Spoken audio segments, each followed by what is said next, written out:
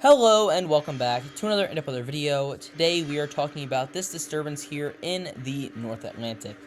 So for the condensed version of what we're going to be talking about today, the National Hurricane Center has put up a new disturbance here with a 30% chance of cyclone formation within 5 days.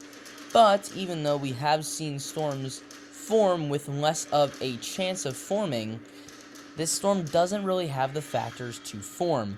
Within the next 5 days, we do have this wave that moves into the western Gulf of Mexico, but not much really materializes from it on both of our models here, the European model as well as the GFS. Really not showing much in this region in terms of tropical development.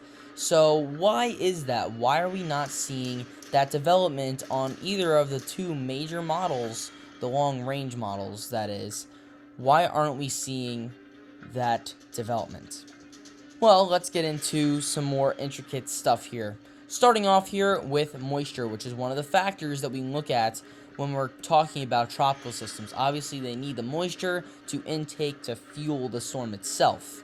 But in terms of the western Gulf of Mexico, and in fact the whole Gulf of Mexico itself, we're really not seeing much more than average to just below average moisture until this wave from Central America starts to move into the western Gulf. There's that moisture that we need for tropical systems to form. But other than that one wave, really not seeing much more than average water, this precipitable water in millimeters, compared to any other time of the year. So average precipitatable water here. This is the European model. The GFS is showing about the same thing, that wave of energy that comes through, but other than that, we're hovering right around 40 millimeters of water, which is just over a couple of inches, right? Because 30 centimeters is a foot, but 30 millimeters is about an inch. So just over an inch of precipitatable water. And other than a few waves of energy where you get up to 60 or 70 millimeters or 2.5 inches of precipitatable water, really not seeing much in the Gulf of Mexico. And here is our anomalies here, which is basically just whether the precipitatable water is above or below average and by how much. So right now we're seeing that other than a few spots in the southwest Gulf hovering around -1, most of the Gulf is hovering right around that 0 marker. Now as this wave comes through, we see that go up to about an inch or 2 millimeters above average, and basically goes back to about average. So average moisture in the Gulf of Mexico according to the European model.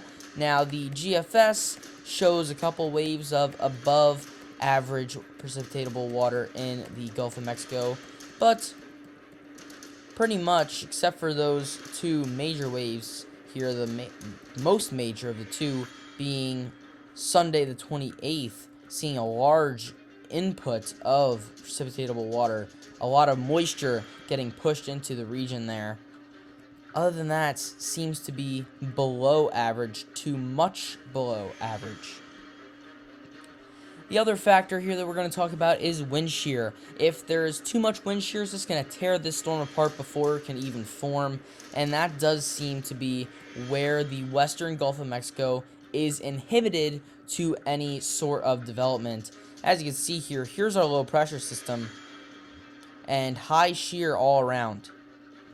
The entire Gulf of Mexico is in that 30 to 40 knots of wind shear, just gonna tear all these storms to shreds before they can even get any traction.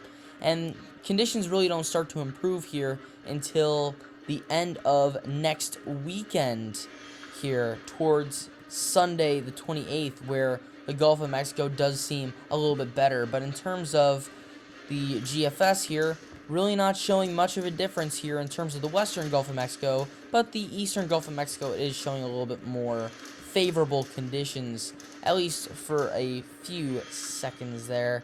But once you get into next weekend here, 28th, 29th, you really start to see things start to tone down in the Gulf of Mexico. and that is when conditions become a lot more favorable. But again, as we saw here earlier with the anomalies for precipitatable water towards that last weekend of August, that seems like the most prime time for a storm to form before eventually some drier air starts to move into the Gulf heading into Labor Day weekend. So here's our wind shear anomalies over the next 10 days. You can see here from now until day 5, so 5 days from now, between 10 to 20 knots above average in terms of wind shear, and that doesn't really change at all. Still staying in that 10 to 20 range, even strengthening in some portions here, 30 knots above average. Now that's just the European model. Let's take a look at the GFS here. Not showing much of a difference, 20 to 30 in some spots, but mostly 10 to 20 knots above average here until you get into areas around Labor Day weekend where you could see some more favorable conditions. But we're really looking for those blues, and there really isn't much here in the entirety of the North Atlantic. So our woes continue with tropical development here. I did a full investigation with a lot more intricate talk in another video I published recently, so I'll link that in the cards above. Should be earlier in this video, but I'll link it in the cards above, so go watch that for a really deep dive into why we're not seeing tropical development in the Atlantic so far this hurricane season.